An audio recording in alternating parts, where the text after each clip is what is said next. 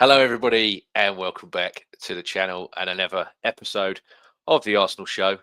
Do the intro and get into it.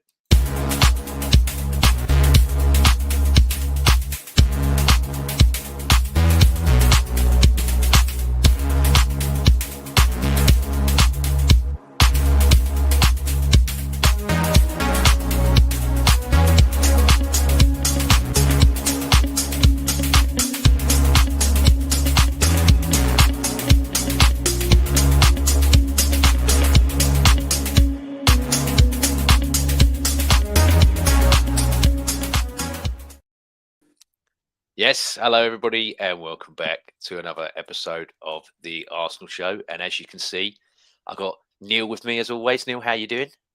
Hey James, good morning. How are you? I'm not too bad. Thanks for having me on. How are you doing? I'm good. I'm good. Absolute pleasure to have you back here as well. And as you can see, we're one down. Melvyn has had a slight technical difficulty again, but hopefully we can get him back, and then we can get him on here and chatting away as well. Because as I keep saying, the record breakers, the three of us, and to help you, Neil, as always, it's been 3 weeks, 3 of the most viewed of all time. So you keep telling me quads on. I know it. Hopefully, it's 2 quads on. We can get 4 4 weeks in a row, best streams, and then all 4 trophies. Why not, James? And why not? Look who's here, bright and early as always. There he is, the top man, the main man. Thank you, Hensei. Much appreciated. So yeah, Neil, going into it. We had Mansfield and Leverkusen this week. Mansfield away in the FA Cup right after we basically did the stream last week. It was straight off here and then straight into a game pretty much. But yeah, Arsenal, we made 9 changes to that side that beat Brighton in the Premier League.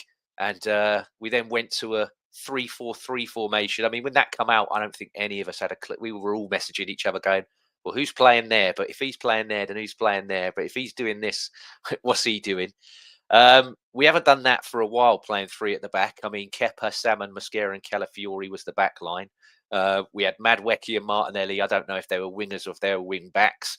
You had Norgard and Havertz as central midfielders, and then Trossard and Dowman playing just off Gabriel Jesus up top.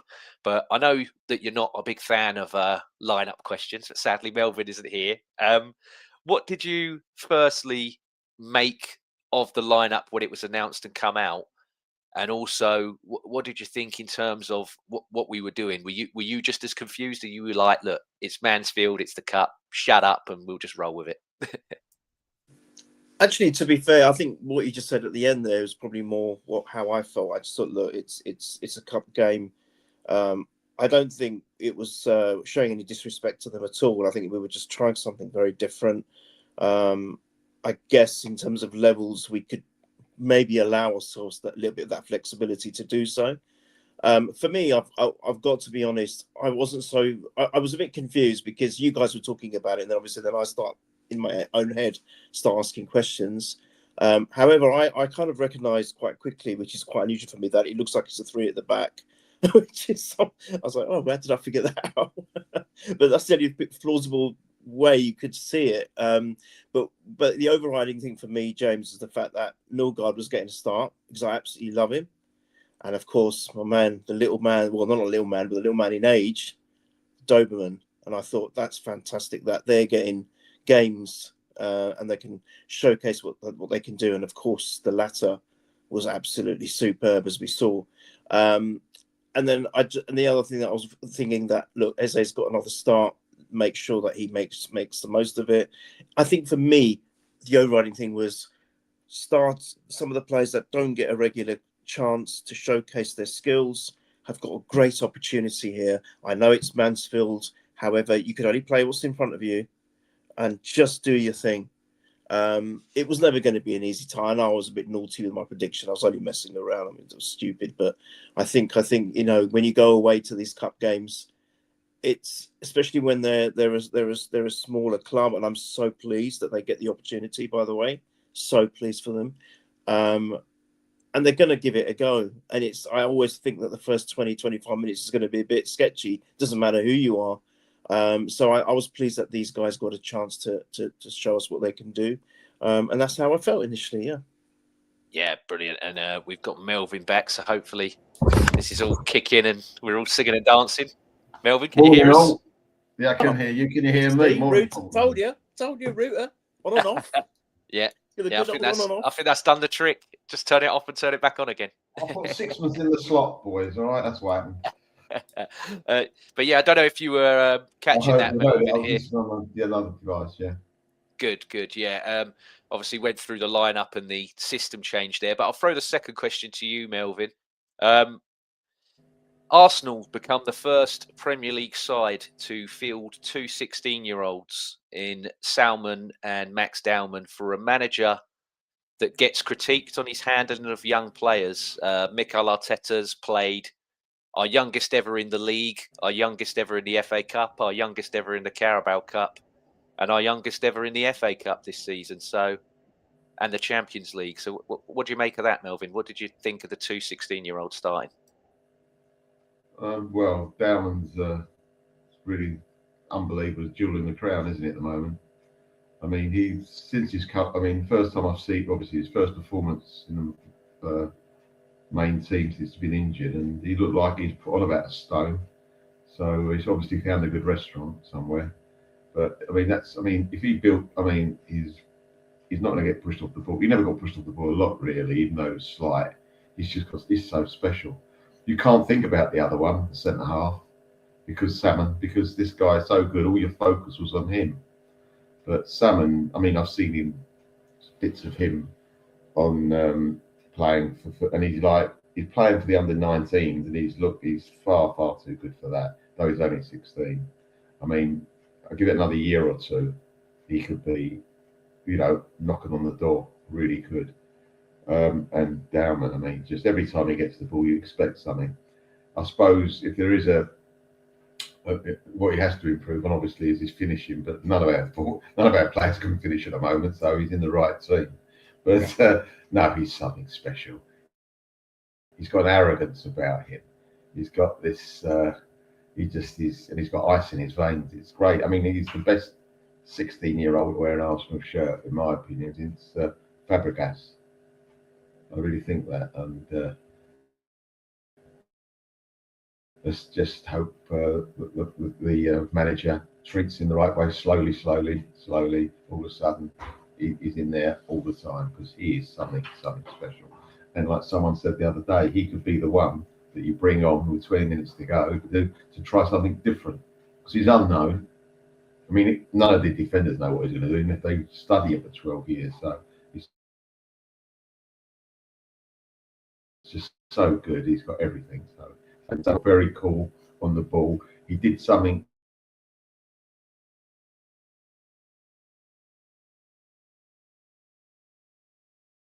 Oh, I think we've lost him again. Oh no, it was also yeah, it was. He was in full flow. Can you hear me? Yeah. You just cut out right at the end there. All right, but I want to say, Salmon had a guy. He carried the ball for like 50 yards with a guy trying to hit him the whole way, and a 16-year-old to hold off a player like that in a strong Mansfield team. Fantastic. It's it's when you're a forward, it's difficult to get past players. We know that. But if you've got someone, you're carrying the ball as a defender, and someone's trying to hit you the whole time, and you just carry on, take it, go a few more yards and push it. I thought for Salmon it was superb. Just shows he's got the mentality, not the panic, which some of our players sometimes do. So no, I enjoyed the game as a cup tie. It was brilliant. I mean, obviously we shouldn't be entertaining people if we listen to certain people, but we're not allowed to entertain if you listen to some of the mainstream media. But no, it was one of the. I haven't seen many. I must have seen about those 10, 12 FA Cup ties live this year, all the way through, and I think that was one of the best ones. It was a proper old English FA Cup tie. That was. It was brilliant, and no one made much fuss about it being that good, did they? But I thought it was.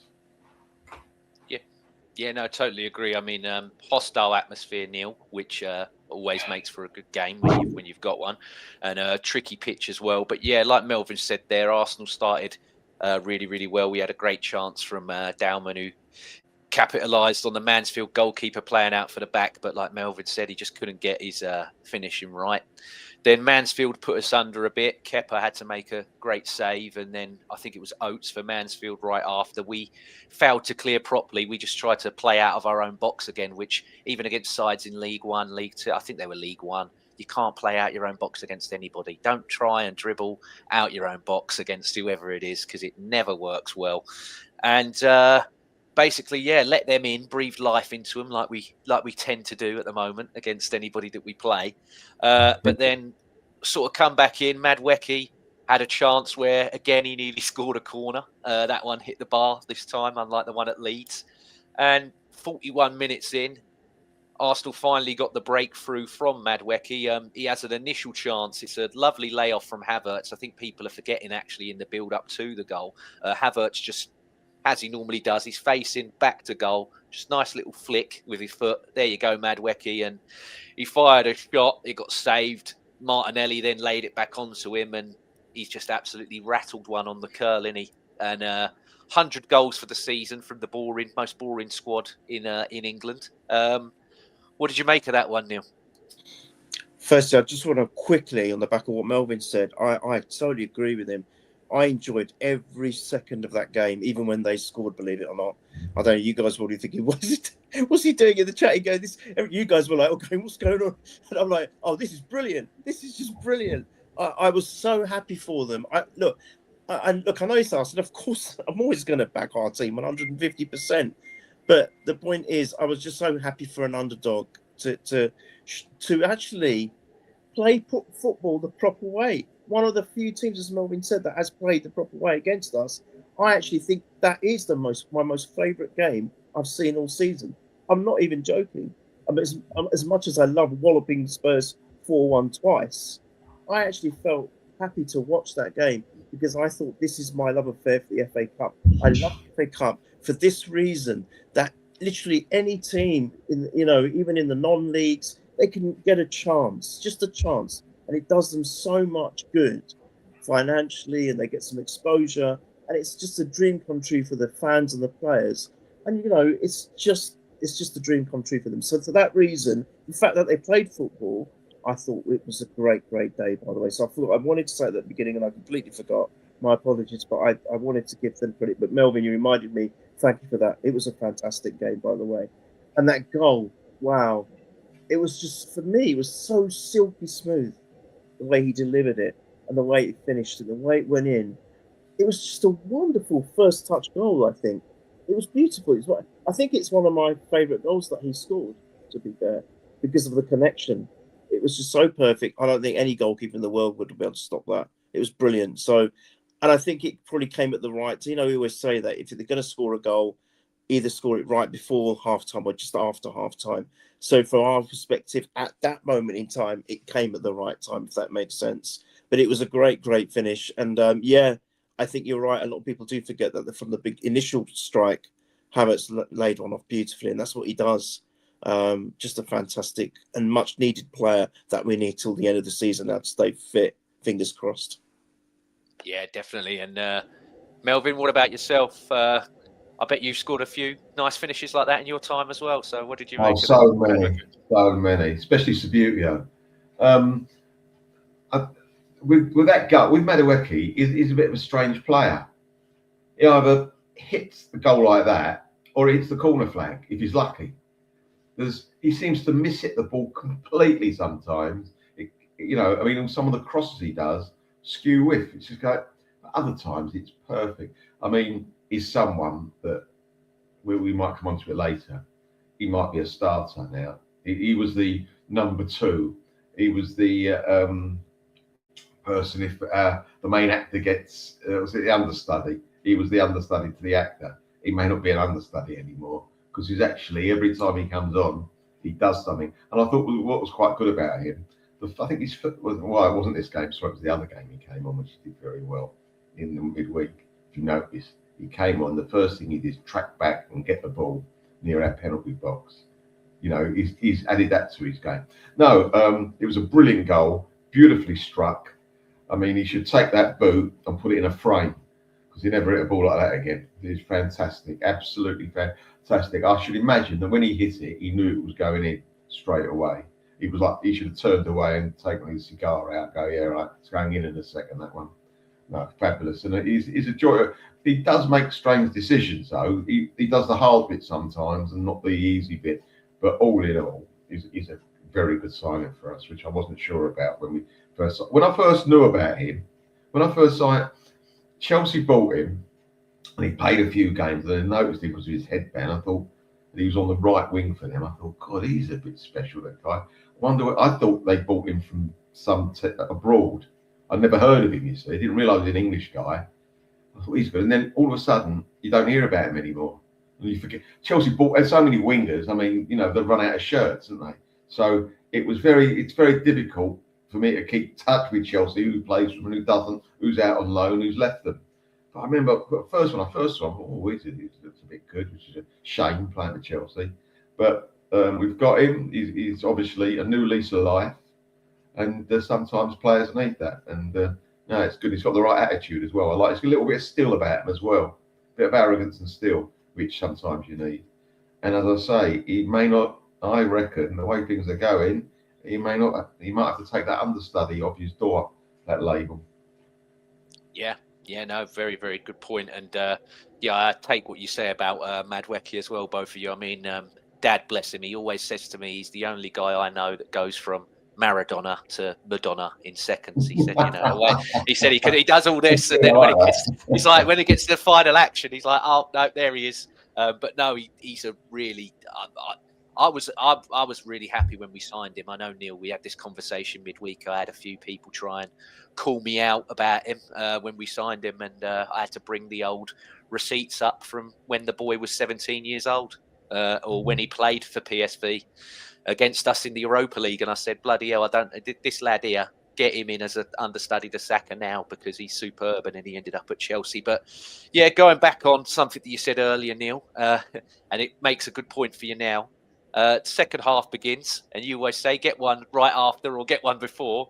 49 minutes into the game, and it's 1-1. Marley Salmon, bless him, he underhit a back pass. I mean, it's a really sticky pitch. It's not a good pitch at all.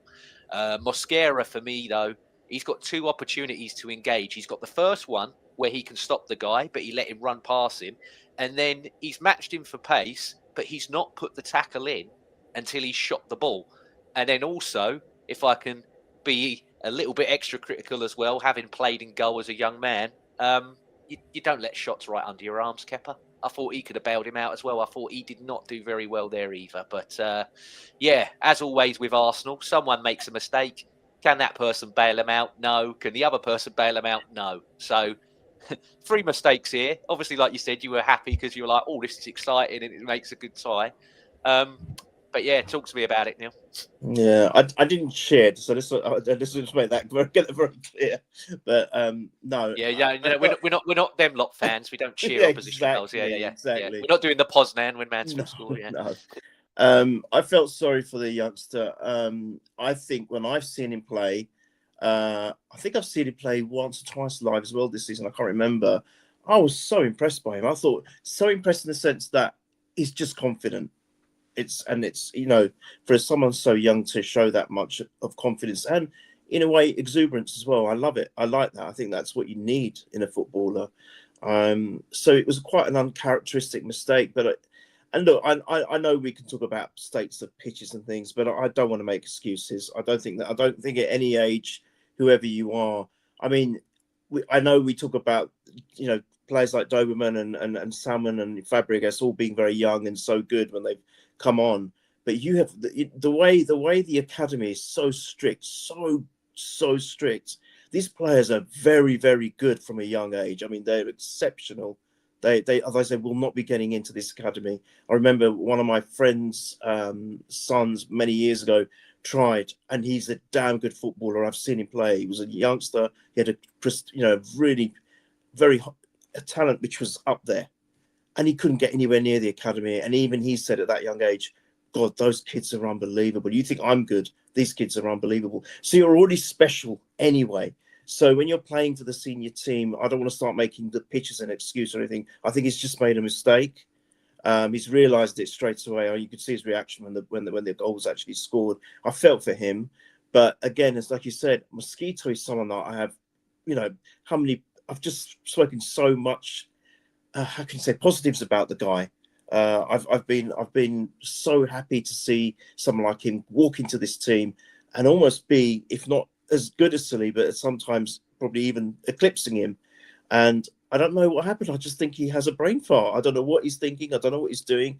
I'm not sure if he's panicked, but I've noticed in the last couple of games I've seen him, he's not been himself. So maybe he's having a bit of a blip and he's just got to snap out of that, because we need you. We need you for this run-in. We're still in 4 competitions and we need every single player we've got. And we've got to sit and we've got to have them at their strength. So I hope James and Melvyn, he puts it behind him very quickly, because he did not do well at all, as you said. I don't need to reiterate it. You've described it well. And then it's I guess Kepa as well. So it was a trio of errors, I think. There, we can't call them not the Holy Trinity. It's the opposite, I'm afraid, this time. And it was a shame, because obviously, we'd scored the goal, as you said before. They did it after, and it just gave them a lease of life. And I thought at one point they could bag another here. So great goal for them, not so for us. But those two need to learn very, very quickly and get out of that, get it out of their heads, because we need them. Yeah, and I thought it was very good after the game. I know I'm jumping a bit ahead here, but at the final whistle, Kepa was the first. He just had a salmon round his arm the whole time, and that's the thing for me, is I'm like, look, he's 16 years old. He's made a mistake. Yeah, but he's going to learn from it. He probably, he won't make. Hopefully, he won't make another one. So I thought some of the reaction to it was very OTT. I'm like, and I know people go, "Oh yeah, but the family." I'm like, it's not even that. I'm like, come on, he's a 16-year-old boy. Like, leave it off. Like, let's have a word with ourselves. Tony Adams, the great man, made mistakes when he was young. He made loads of mistakes. Yeah, exactly. But yeah, Arteta, Melvyn, he obviously turned to the bench after this one, and Eze come on, and 4 minutes after he come on, again, it's another swivel on the edge of the area, and he absolutely smashed this. I don't think I've seen someone hit a ball as hard as that since Lucas Podolski was at the club. And but yeah, that one went in the top corner for 2-1. What did you make of that one after the Madwecki one as well? It wasn't just a shot on the swivel. He pushed it, made the space, looked like he was going to shoot in, and then whacked it. I mean, for me, Eze, a little bit frustrating, but I love watching him play for us. I just think any time he's going to explode. I think that he's been a bit unlucky that he's played a few games when the rest of the team ain't been playing too well. And he's not the type of player. He's the type of player that needs a bit of help as well. He's great in a team, though he's a bit of an individualist. He needs players around him. If he doesn't get it, he's not getting the ball, A. If he's been given balls behind him, B, or he's not, it doesn't help. When he's in full flow, he's amazing. His touch, his movement, the way he gets around players, he's very strong. I want to see him play all the time for us. I don't want him as a bit part player. He's too good for that. I really want him. I'm not saying we should build a team around him. No, I'm just saying that we should find a spot for him in our starting 11 every game. I think he's phenomenal. And I think it's all to do, I'm not saying with confidence with him, but players, they play every week, they get the feel, the confidence must go up, and he will even be a better player. I think we've got a lot more to see from him. And we won't see it if he's sitting on the bench for 85 minutes every week. I want to really see him go for it. I really do. I want the manager to have the confidence to not bring him just off the bench to start with him, because he's got it all. He really has. He really, really has. He's that attacking extra that we need, but we don't seem to have, especially when the forwards are not firing. Let's face it. This is the worst performance of our forwards for a period of time that I can remember in this current squad, the last 4 or 5 years I can remember. We've been this forward line really, individually and as a team, haven't been doing it, have they? It's just so and it puts a lot of pressure on the rest of the team. And really, Eze got us out of it because, as you say, Neil, that they could have scored another one. They deserved to be level. It wasn't like, oh, they only scored because we gave it to them. No, they deserved to be level. And the geezer had a little bit to do even through the back part, the bad back pass. He still had a little bit to do. Yes, the keeper should have done better, but he still done well. It wasn't like on the line and tapped it in. He had a lot to do. And some of their attacking play I thought was superb. I mean, sometimes, I know they're nowhere near on the level of us, but they showed more confidence going forward than we did, some of their forwards, and that's disappointing. Not bad for an ex-farmer, was it, Melvyn? No, not at all. No. Yeah, no, great points. And we saw the game out, won it 2-1 in the end. And like you said, Neil, classic FA Cup tie. But just before we do man of the match and go into the Leverkusen game, I just got 2 questions for you both. I'll start with you, Neil. Lost Calafiori and Trossard to injury during this game. Obviously, Calafiori's since come back. Trossard might come back today. We don't know. Where do you stand on these 2 players currently, Neil? Because I know we love them both, but do we see each other, enough times, them 2 on the pitch? Because for me, I'm looking at Calafiori, and I know people always have a bit of a ding dong with me and Calafiori because they think I hate him. I have to keep justifying myself that I don't hate the guy, but I do feel he is slightly creeping into that territory of Tomiyasu, in that you're an amazing, amazing player, but you're just not fit enough, my friend. I don't see you enough time. And then Trossard, we mentioned it the last couple of weeks, Neil. I haven't seen this guy wane in terms of his ability for a very, very long time.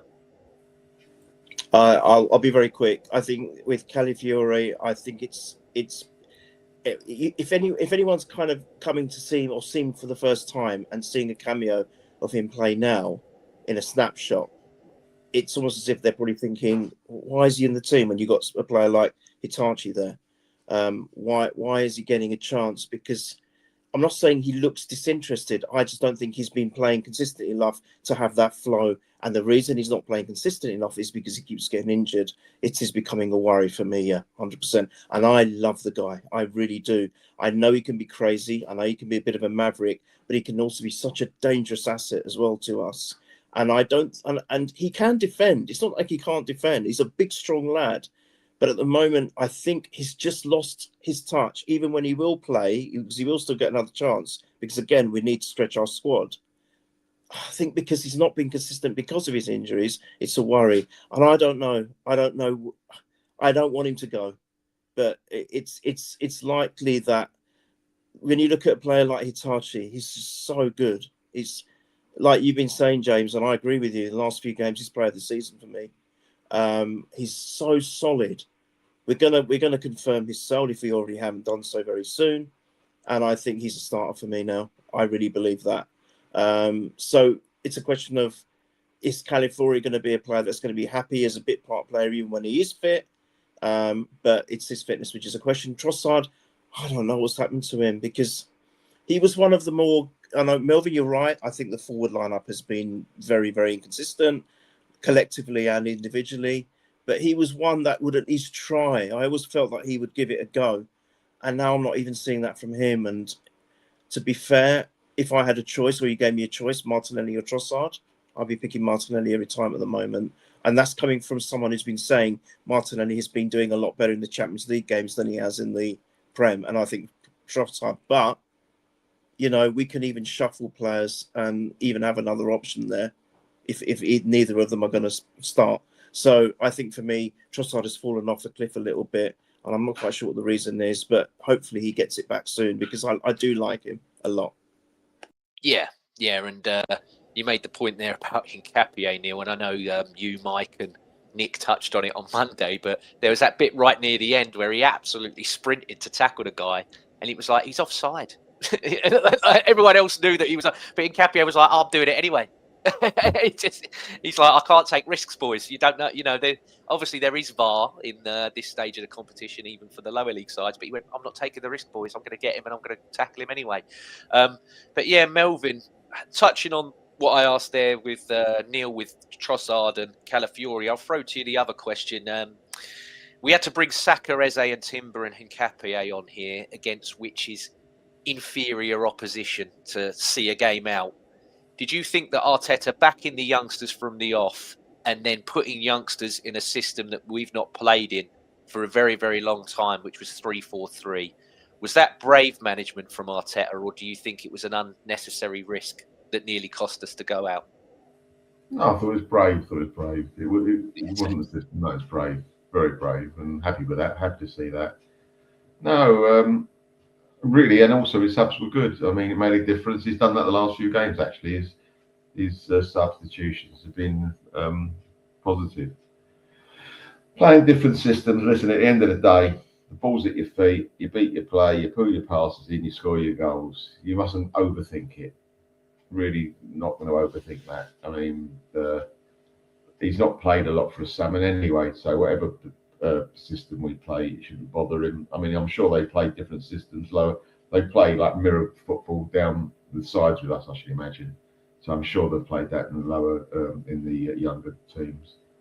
No, to go to about Calafiore, what a shame, because he's a buccaneer, isn't he? The buccaneer type footballer, and he's so good. I mean, he could play. I've said he could play in midfield on the left hand side. He could win every tackle. He'd make the ball, bring the ball forward very fast. No messing around. He's if it is injury that's why his form isn't as good. Hopefully, it is injury, and that will recover perfectly. But you get certain. It's like buying a dodgy car, isn't it? The brakes go, and then all of a sudden something else goes, and something. Hopefully, it's just early, just a bit unlucky on that, because he is a fabulous player. He's effective and he's very good to watch as well. So, and Trossard, his performances. I know you've been a big fan, Neil, for some time, and rightly so. But his performances are undefendable at the moment. Really is. I'm not saying he's not trying. He just seems to be making every wrong decision. And what I've always said about Trossard, he scored some fabulous goals for us, by the way, so let's not forget that. But I hate it when he comes back into our half. He seems to want to I panic when he gets the ball in our half, because he comes backwards and he loses possession. He even tries to dribble outside our box, which is no one should ever do that, especially if you're not a defender, because if you do make a slight mistake, you can't get straight back in, and he's not the biggest of players, so he does. I don't like that, but he's not been doing it, and I think that if we're going on to the next game with Martinelli, really I thought Martinelli against in the midweek is one of his worst games he played for us, but we go into that, so there's not the answer there. No, but just quickly, just to wrap Mansfield up. Man of the match, really easy. I'm guessing it's probably going to be yeses all the way round. But yeah, it has to be Max Dowman for me. I thought he was superb on the day. He got 82% on his passing, and then he created two big chances. And the big one, especially the Gabriel Jesus one, could have easily got him an assist.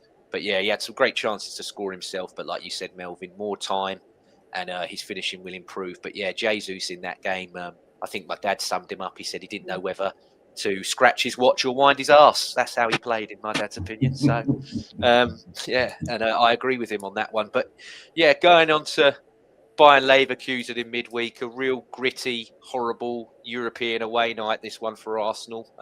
Reverted to a familiar team for the Champions League.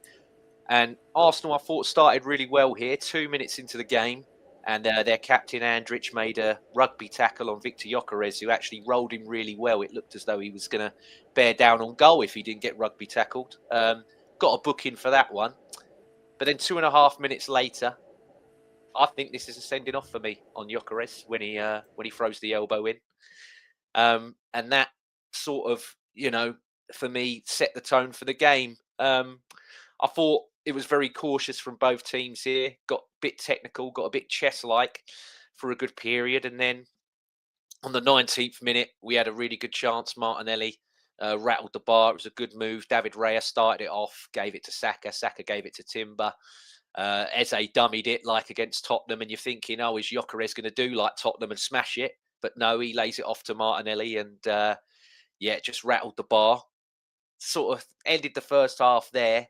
Nothing really happened. But the big other talking point that I want to bring up after that was just before the end of the half. Arsenal got a 4-on-2 situation on the breakaway, and just Bukayo Saka, and it weren't his night. And I know we're going to touch on him a bit more later, but I'll go to you first, Melvyn. You're talking about Trossard there and the wrong decision. Just what was Saka thinking here when we had 4-on-2? I couldn't believe that he thought he could take 3 men on.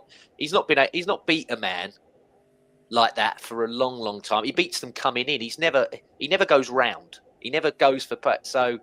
I couldn't believe what he was trying to do here, and you could see from the players how frustrated they were because, like I said, we were 4-on-2 there. It was. I mean, his game overall was poor. I mean, he did. If you notice, few times, where he got right close to the defender, and you think, well, he's going to lay it off or try and go round him. So what does he do? He tries to cross it with the guy's like 3.5 inches away, and it's got to be a block. There's no way you can get across him. And I'm thinking, well, you're not going to get that in. Oh no, yeah, it was poised. I don't know what it is with him. He's definitely, like a lot of our forwards, he's, as I say, off the top. You know, the chart goes up, and all of a sudden it's come down a bit. Let's hope he can rally again, because we need him. We do need him, and if he's not going to do it, then Madueke's got to be the guy. That was very disappointing. With 4 against 2, I thought, this is it. I mean, what teams won't score 4 against 2, or at least make the goalkeeper do? We didn't make the goalkeeper do anything, did we? It was like, I think he was like, poof, that was it, gone. Great chance, gone. Yeah, very disappointing with him. But just go back to what you said before, James. A lot of our games, the first 10, 15 minutes, we're flying, we're beating. Oh, this is good. I'm sitting there going, you know what? We can get a 2 or 3 here. And all of a sudden, it drops off, and we never get back into 2nd or 3rd gear again. Like we seem to do that so many times. I don't know what it is. Yeah, I know. It's really, really annoying. But again, Neil, like you said, going back to what you said earlier about scoring first thing or right before Leverkusen, second half, right from the kickoff.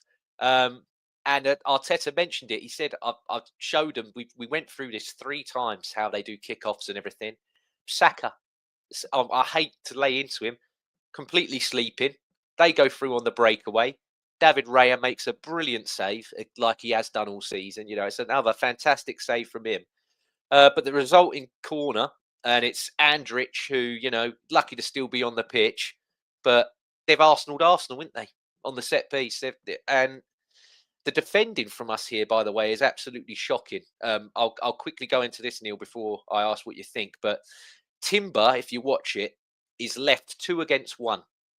And his 2 are, funny enough, the guy who scores it, and it's also Tap Sober, who's their other gigantic centre-half.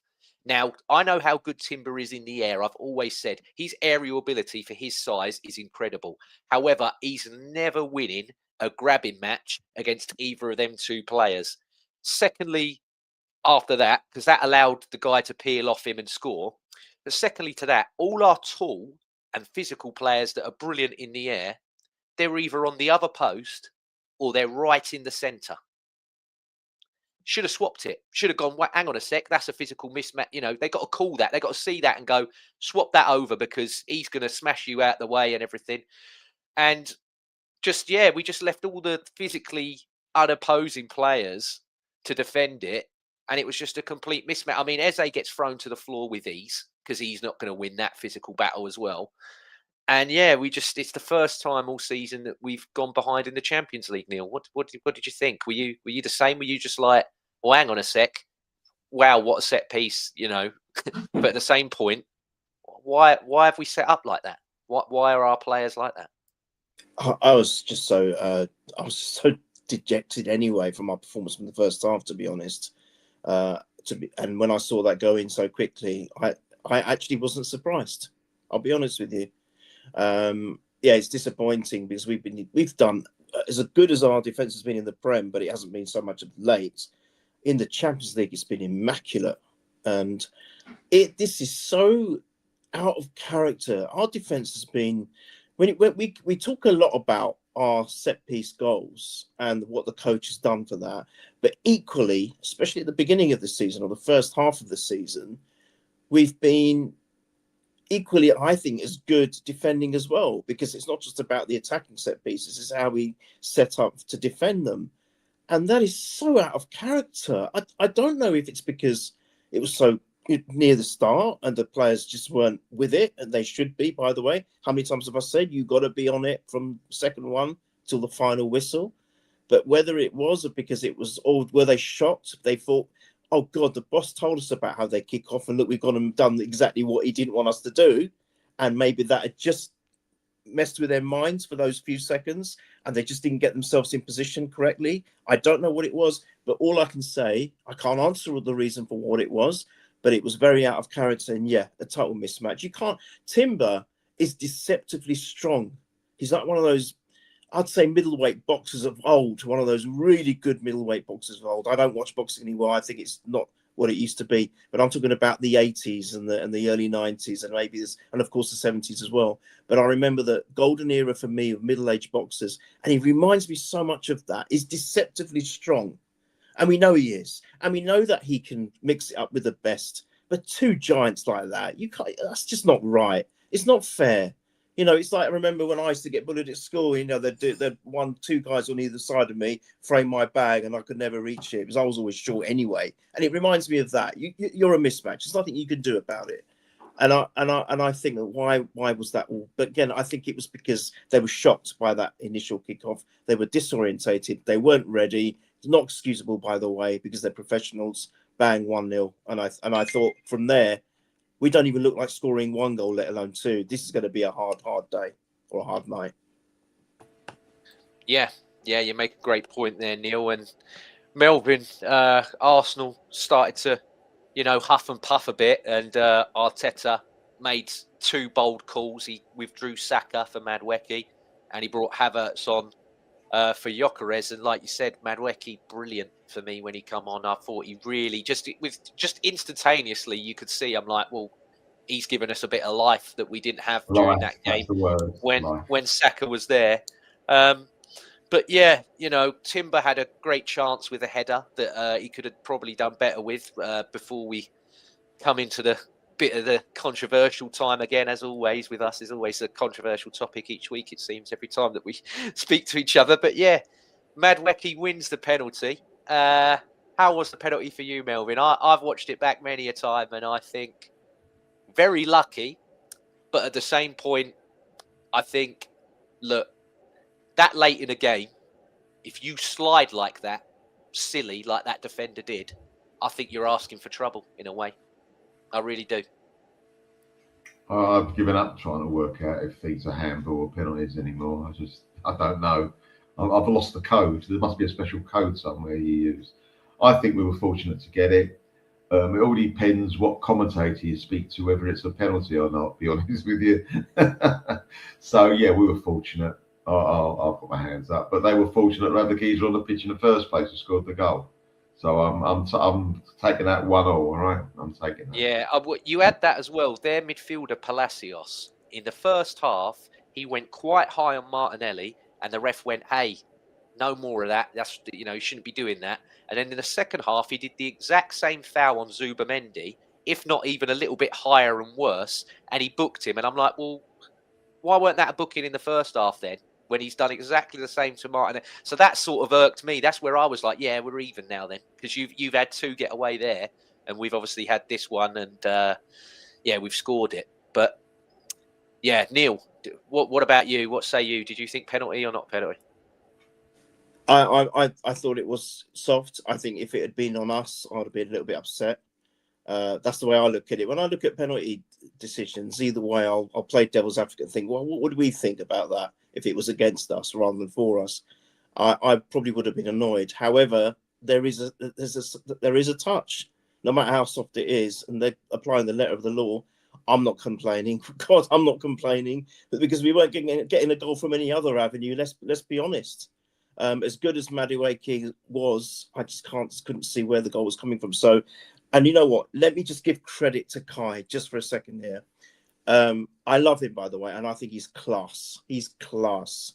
But I love the fact when he scored against Chelsea, he doesn't care because they treated him so bad, right? However, when he scores against that team, who must say, applause to them, they gave him such a great introduction. I think at the start of the match, they had his picture up in the stands and all sorts of stuff going on. Real tributes. They love him to bits. They absolutely love him to bits. I think they probably would have been disappointed with him taking the penalty, but having said that, his celebration or non-celebration was class, utter class. And this is what I felt like. This is two fingers up at Chelsea. Like I'll celebrate against you lot, but I'm not going to celebrate against them. And I love that. I love that about him. And I feel that he was very brave to take the penalty as well. Really brave, and he took it. And thank goodness for that. Go for it, Melvyn. I'm just going to say Chelsea are a very, very wealthy club, one of the richest in the world. But it proves something. You can't buy class. Yeah, very true. Very, very true. And it was funny because they were talking during the game on the commentary about how Rudi Voller said that he's the greatest player that's ever played for Bayern Leverkusen. And I went, well, he weren't bad himself. I mean, Michael Ballack, before he went to Chelsea, I remember Michael Ballack when he was at Leverkusen. What a player he was, by the way. I know throwing it back to the 90s and 2000s, but yeah. He was a fantastic. So I'm like, he's the best that's ever played for Leverkusen. I'm like, okay, I'll take it. But yeah, I know we're pressed for time, so I'm trying to speed through as quickly as I can here. But yeah, on the subbing of Bukayo Saka, Neil, I'll come to you first here. He was obviously the captain on the day, and he's the talisman, and he's been the saviour of this side so often. But considering Noni Madueke come on and made such a difference, do you feel yourself, and maybe for Arteta as well, that we're moving on from Saka being indispensable, regardless of the circumstances, and his wage and his star player status, it doesn't matter. When you're looking at the game and you need to be tactically pragmatic, do you think that's good from? Because I looked at him and thought, Arteta's seeing. Because beforehand he was like, I'm not subbing him. He's Saka. We always said he can have as bad as a game as anything, but he might whip in a corner near the end. He might score a penalty. He might score. I think he's getting a lot colder now, Arteta, and going, if I don't like what I'm seeing, I'm swapping. And I think that's progress. But what say you? Just before I correct, if you two want to carry on. Especially when it comes to Saka, by the way, sorry. Especially when it comes to Saka. No. I want to talk about that. But look, don't rush the show. If I need to go off, I'll drop off. You two can carry on. Please don't do that. Yeah. I might be able to stay on for a little longer anyway. So let's don't rush. Please don't do that, James. It's not fair on either of you or the channel. So just quickly, where do I begin? You remember with Ozil, Wenger would never drop him because he was the talisman, because he was our highest ever player earner. I'm sorry. For me, I don't care. I think this is one. Look, there's a lot about Mourinho that I could sit here and say I could not stand about the guy. I don't like, I disliked him, blah, blah, blah. But one thing I always respected Mourinho of doing is he didn't care who you were. If you had a bad game, you were not playing in the next one. And I agree with that. I think, do you know what? What did I say at the start of this season? I said, we have got a fourth chance to win this league. We've come runners up 3 in a row. We play our best players on form. I don't care who you are. We've got the squad big enough to do that now. And I'm sorry, Mr. Saka, you are one of them. I don't know what's happened to him, whether it's the wage that's got to his head. I'd like to think he's not that kind of person. I don't think he is. But you've got to start asking questions as a fan. We invest time, money, emotion, all sorts of stuff into the club. We at least have the right to ask questions, even if it's amongst ourselves. We have the right. So I don't want anyone saying, "Oh, that's not fair. You're talking about Saka like that." Saka has been our star boy. Saka has been our star man. He has pulled us out of so many problems, and he has been the lifeblood of this club. No question about it. However, recently he's not been playing. For me, there's 2 things that come to mind. Whether it's the wage, whether it's got to his head, I'm not so sure. Also, ever since Gyökeres has come along, he hasn't been the same. I don't know if there's something going on between the two of them, but they don't seem to be getting along. That's what, just as an observer, I could be completely wrong about that, but there seems to be some. There's just something not right there. They're not in harmony for me, and I think that's affecting the whole of the front line because we are struggling at the front, and it's heartbreaking to see players like Gabriel get smashed in the chin, taking one for the team, and then the attackers are bereft, and they're not pushing on from that, saying, God, he's willing to die for us, and yet we're as inept as this. It's ridiculous. Saka at the moment is so off it. I'm sorry, he doesn't play, in my opinion, and I agree with Arteta. And how many times have I said right from the start of the season, James, you know this, how much I rate Madueke. I agree with Melvyn. He can be sometimes he can put something so brilliant into the box, and other times it's so far off, it's ridiculous. But consistently, he makes defenders worry. He drives at them. He's got no fear. His strength. He can get past them. This is where I think, because I've seen some people comparing with Pepe. No, it's not. Pepe was predictable, and he was trying to get past 3 or 4 players, and he could never do it. So predictable every single time. Madueke does get past the players. He manages to get a cross in. Whether it's the right cross or the wrong cross, it doesn't matter. He still does that. And I think he's our most enterprising forward there is. I would start Madueke today. I would start Madueke going forward until Saka sorts himself out, because he's so far removed from the player we knew. I'm sorry, mate. You are not even worth 150,000 a week at the moment, the way you're playing. And I don't care that I'm saying that, because that's how I feel. Yeah. And Melvyn, Neil makes a great point there about Madueke, and people obviously, like you said there, Neil, comparing him to Pepe. I think Pepe at times, and I love Nicolas Pepe, by the way. I loved him. But I think Pepe sometimes was just like, I'm going to do something here for me. Like, he was a bit of a showman. Whereas Madueke, I feel, is like, no, everything I'm doing is to help the team. It's not. I'm not trying to, impress anyone that's out in the crowd. I don't care if the Daily Mirror or whatever give me a 10 on my score at the end of the game. I'm trying to win stuff for Arsenal, with Arsenal, and help this team. So yeah, I agree with you on that one there, Neil. But yeah, Melvyn, I know we touched on it a bit earlier, but have you got anything else there you want to say about Saka? And like I throw to Neil as well. No. Do you think Arteta's learned? Because I think that's a big bit of progress from him to go, you're coming off now. It's a big call for him, isn't it? I mean, he's not that he probably cares that much, but he's got the wrath of the fans. Some certain fans, you can't do that to Saka. And the fans will, oh my God, what's he doing at manager? Oh, another bad decision. So he might incur the wrath of certain fans, but he's doing it for the performance of the team. And it proved it the other day. It was a very, very good call. And it's good to see that. And I think we spoke about the other day, James, that really against Tottenham away, when we beat them 4-1, I keep mentioning that score, by the way, he could have had 4 goals, Saka. The old Saka would have had 4 goals. Half the old Saka would have had 4 goals. And why no one speaks about it is because we beat Spurs 4-1. Eze got a couple. Gyökeres scored that great goal, and we're buzzing. We're buzzing. We'll score 2 goals, but we're buzzing. Absolutely buzzing. And had the things got against us a little bit and we drew the game for whatever reason, a bit of bad luck, people would be looking at it as 4 chances and go, you know what, he cost us the game, big time. And they weren't difficult chances, some of them, one-on-ones, which he could have done blindfold a year or so ago. So let's hope that, I don't know what it is with him. I don't know what it is. Is it a coincidence he gets this big rise? I think he wasn't playing that particularly well before the rise, to be honest with you. So I don't think it's necessarily the money. It's just that he's been put on this pedestal now, and perhaps he has made it. Let's face it, he has made it. And sometimes you want a bit of hunger. I hope the hunger hasn't gone. Yeah. Can I just quickly say? Yeah, of course.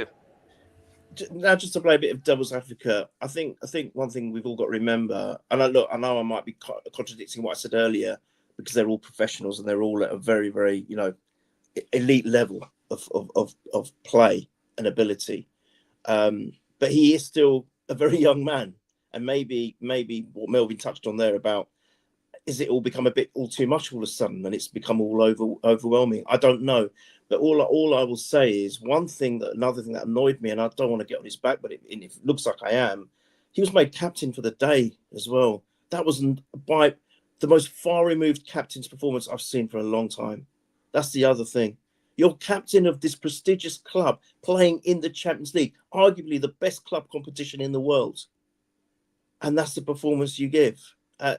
It's not good enough. And Melvyn, do you know what? I never thought of that. That's such a great point about the Spurs game, because we didn't really think about it because we won 4-1. But actually, he's right. Saka could have scored 3 or 4, at least 2 minimum. So I don't know. He had a great chance at Mansfield when he come on. He hit it straight at the keeper as well. He hit it straight at him, didn't he? Yeah. Right. Great point. Yeah. It doesn't. Something's not right. And I'm sorry if we. You know what? You guys have always said it, and you've said it so well. The guys in the purely chat. We can't afford to carry luxury players at the moment. Sorry. And is Saka becoming a luxury player? I don't know, but we can't afford to carry them. We are going for 4 titles, 4 cups here, and we need everyone. Definitely. And another point I want to make as well, and I've got some graphics here to obviously demonstrate this also. So apologies for the audio listeners. I will explain what I'm putting up on the screen and everything else for you guys, and the visually impaired as well. I cater to everybody, as always. But yeah, for me at the moment, Martin Zubimendi. He's played too many games for me. I think his legs are waning, and I think teams are realising this. And what I'll emphasize this with is here, I've got a little graphic here. So here's the first one. This is Declan Rice's heat map for the game against Leverkusen. Now, obviously, the arrow's indicating where the goal is, and that's for both halves. But if you can see here, look at those touches. Declan Rice loves being on the edge of that box. 1-2s, taking shots or everything. Look primarily where the most red is. It's defending in that little left space, and it's basically right in front of the back 4. Now, if you're making Declan Rice have to come back in and defend, he can't be effective. Now, that's credit to how Leverkusen set up, but also I think teams are seeing Zubimendi as a weak link, and that's making Declan Rice go back. So there's the first one. But second to that, here's Eze's. And look, he's basically got nothing in or on the edge of the box, and he's going deeper as well. And like you mentioned earlier with Trossard, Melvyn, I don't necessarily think Eze's a bad footballer. But again, I don't want Eze touching the ball on the edge of our box. I don't want him there. That's not what we bought. We didn't spend £65 million or whatever it was on Eze to go and help whoever the right back is or whoever the centre backs are on the day. So to me, that's something that we really need to take a look at, because I think he's definitely been way overplayed, Zubimendi, for my liking. And I think teams are looking at that and going, there's something there. If we can press him, because by pressing him, the other players go, well, we're going to have to go back to support him. Oh, yeah, he's got so annoyed with it, he's walked off. You got to clip that. He agreed so much. He stormed off. James, please clip that. You've upset me. No, my phone was going off. Sorry. My phone was going off. Zubimendi was ringing. He was ringing, going, "Why are you talking about me?" Yeah, I got this newish phone, so anyway, it might go off again. Let me put the settings on to silent. Hold on, I should have done that before. No, it's brilliant. It makes it a better show. It's good. Please turn that into a short. It's going to be hilarious. I will. Please. I'll try. I'll get it clipped. I promise. But yeah, just on that one, guys. Whoever wants to take the floor on Zubimendi here, and obviously what I showed. No, we're going. Right, Zubimendi. Perhaps he likes playing in the sunshine, because since the weather's turned bad, he hasn't had a decent game. Has he been overplayed? Yes. He seems to have lost a bit of confidence. Yes. Whereabout he was too quick for the players, even the players were coming in to tackle, just moving away. And they never got near him. Now they're getting near him and they're hitting him, and he don't like it. He's not the player we bought, and I think, and it might have been that Norgard perhaps should have been played a lot more in the last few months to take the pressure off of him, because Zubimendi has definitely been overplayed. All right, and I think that in certain games Norgard will be better than him because he's got the stature. He's taller, he's stronger, he's got this thing about him, Norgard, which I like. I mean, we may not see him next season, I don't know, but there was no reason not to. For the job that he was doing, and he was doing it very well, Zubimendi, Norgard could have done that job, if not better, in front of the back four, to give our other midfielders the chance to go forward a bit more. So that was disappointing. But it really makes a difference when he's playing. Either like the metronome, boom, boom, boom, and he hasn't been doing that for ages now. You see most of his passes now are sideways or backwards. Well, they weren't. He was like trying to look for them. He was not even looking now for the forward pass. So we've got so many players not playing well, and yet we are where we are. So I can't work it out. Yeah, no, great point. And just quickly, man of the match for that one again. I think it's going to be 3 all around. We're all going to agree. Noni Madueke for me. 100%. Just wouldn't have got anything if it weren't for him, in my opinion. Like we've discussed. So easily Madueke. But just go on, Melvyn. If you go the other way, it was a very disappointing performance. I think we touched on it in the Masnfield game. We mentioned Martinelli. He got the ball and he didn't want to pass it to anyone. He was just running with it up and down. He was like, with that old battery advert with a little bunny rabbit. He was trying to do that, and it was, release the ball, mate. You beat the back 3 or 4 times, not gone past him, gone by him, going the wrong way. Give it. He's just, and I think he should have done better with the chance he had. That could have changed everything. I'm not complaining. 1-1 away from home in a European Cup tie, the European Championship League is fantastic. But I agree with that, Melvyn, and also just what you just touched on there. Look at the other results, and people are going, "Yeah, but you got the easiest team, and you got the." Hang on a minute. For years in the Champions League, we always got the hardest teams. Every single blooming year. Wenger, exactly, Melvyn. Wenger would do an amazing job getting us into the Champions League with literally nothing to spend, no money to spend. Pep Guardiola, no money to spend. Teams like all these rich teams now. We was doing it on a budget and getting us consistently in the Champions League. And every single year we'd be drawn against probably the hardest teams or the informed teams. But we get arguably the weaker team away. We managed to get a draw. They get smashed to pieces, but the focus is still on us. We're the one. Oh, look, they've drawn. It's ridiculous. It really makes me sick all the time. James is good for stats. James is very good for stats, and he probably can look this up. But we played Bayern Munich and Barcelona so many times. And I reckon, James got to look this up, actually. Some of the times we played them, I'm convinced they were already knocked out. They just kept putting them back in to play us. It probably was. There was one other quick point I was going to make. I know I'm now extending the show. But it was. Oh God! Now I've lost my train of thought. If it comes back to me, I'll quickly chime in. Sorry, I forgot. No. You make great points because last season we beat not Bayern Munich. Sorry, we beat Real Madrid over 2 legs. Oh no, they're the worst Real Madrid. They're rubbish, Real Madrid. And yet Real Madrid beat Man City this way. Oh, they had no Mbappe and no Bellingham. They played both games against Arsenal, and we still beat it. And I'm sorry. Yes, I'm sorry. They didn't have a 19-year-old at left back, and they didn't have Kivior at centre back either. Man City, you had your Guehi, you had all your shiny toys, and you still got pumped. So swivel, Man City. Yeah, well said. Swivel. Well said. I'm like, they're the best side in the world now, Neil. Oh, of course they are. They are. That was a quick point I was going to make. Just very, very quickly. I'll be as quick as I can. Looking at the heat maps, they were great, by the way. Brilliant graphics. Well done, James. Really lovely to see that. And my worry is Rice. I'm coming for Neville's job, mate. I'm coming. Yeah, do it. Go for it. Because please, I'd love that. Rice is so integral to everything that we're going to achieve this season. We cannot afford to lose him, even for one match. I really believe this. And if he's been made to work extra hard because one of the other guys is not able to do it at the moment, How many times have I been saying, give Norgard more minutes, for goodness sake? Melvyn is spot on. He will be able to slot into that position. We have got a ready-made player there, Arteta. Play him. I want to see him start today. I don't care. Zubimendi should just be given a rest at the moment because I think he's been played off the park. He really has.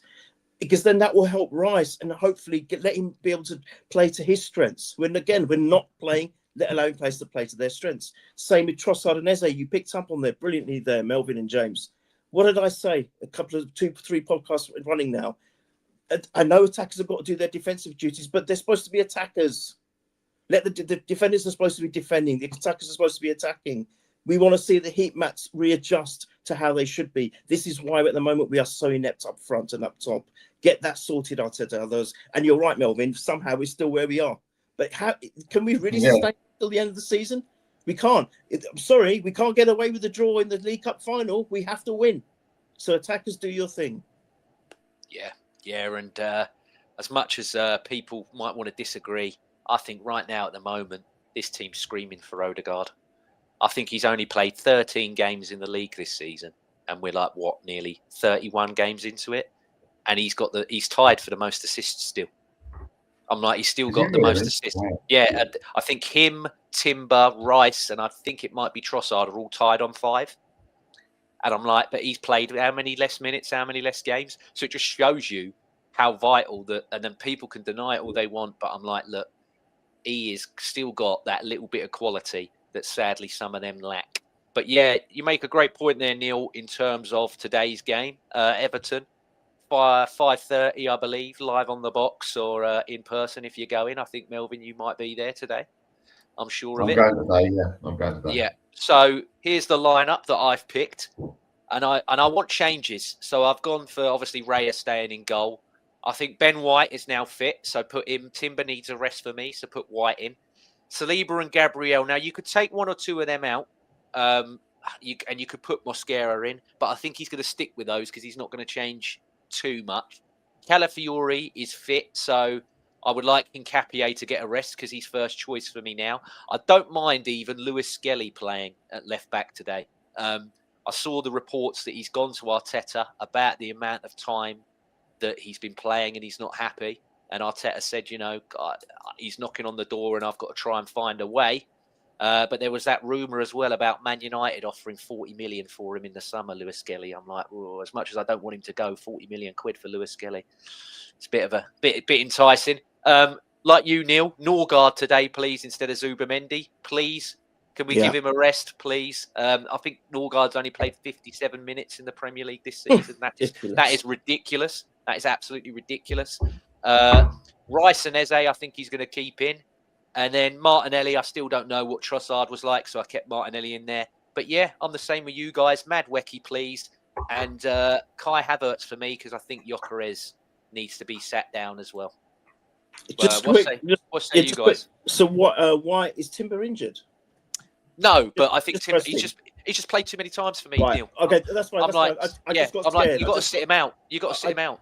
No, I just got scared. I thought, oh my God, is it? So no, that's fine. I've got to say, James, I think you're spot on. I think recently, they've always been good, but you've been spot on with the team selections, right? I can't argue with any of that. I like it. I really like that.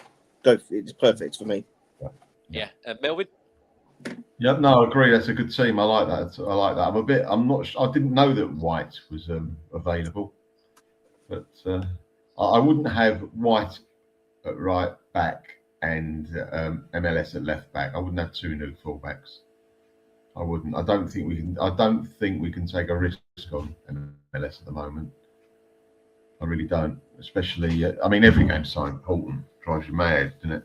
But, no, it's a good team. Let's hope we can do it, eh? Oh, we can do it, eh? And just quickly, I'll press you both for predictions. I'll go for you first, Melvyn. 2-1 to us. 2-1 to us. Yeah, nice. And Neil? I need to see a clean sheet again. I'm going 2-0. 2-0, and I'd love to see Kai score. 2-0. Yeah, I'm gonna do the same as Melvyn, and I'm gonna go for 2-1. And then to be pressed on a scorer, I want a forward, so let's go Madwecki. I want to see forward scoring. I don't want corners and set pieces, but yeah, they're the second best away team in the league next to us, and Moisey he'll want something today against Arteta. You can just tell. So Hente's chimed in 1-0 to the Arsenal. I'll take it. I'll take another 6 or 7 1-0s to the Arsenal for the rest of the season, Hente, if you can guarantee it over there. But yeah, as always. Where can everybody find you if they want to hear more, Melvyn? Where can you be found? Arsenal above all. Remember it this time, and on this channel, and obviously on my Twitter account. Brilliant. And Neil, yourself? Yeah, the same. Michael's Arsenal above all. Jack's purely, and then your good self, James. Having honoured to be here, and thank you for having me on. And always a pleasure to share the paddle with Melvyn, the Godfather, as I call him. So yeah. Yeah, and no, thank you everybody that's come along. Since these guys have been on with me, it's really, really grown and gone up. So yeah, really appreciate that. In terms of the chat, there wasn't much football today other than Hente. Had to ban a lot of them again. We're a football channel, so we not necessarily clean football channel. Me, not speaking for you two guys. You two guys are very mature compared to myself. But yeah, if you want to ask me questions about my body parts and what have you, that is my other channel on a completely different platform. So, but you have to pay me £15 a month to get on that one. That's not a free one, I'm afraid. So, I think they get mixed up. I think they see that I put on Twitter and everything, I'm going live, and they get all excited thinking it's on the blue and white. It's not. I'm on the clean channel. So, but yeah, no, thank you anyway. At any time. It's nice that people want to talk about that with me. I'm very, very grateful. I am comfortable with who I am and my sexuality. But no, this is purely football. The only bollocks we talk is the bollocks that we play. So, yeah, thank you very much, everybody. Take care and enjoy the game. I'll see you soon.